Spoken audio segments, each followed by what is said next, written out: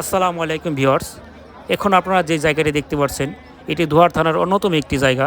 এটি হচ্ছে মেঘলা হাট। এই হাটে আপনারা দৈনন্দিন জীবনের সব কিছুই পেয়ে যাবেন, কাঁচামাল থেকে শুরু করে সকল ধরনের কৃষি যন্ত্রপাতি, এমনকি হাঁস মুরগি কবিতর ইত্যাদি পেয়ে যাবেন এই হাটে।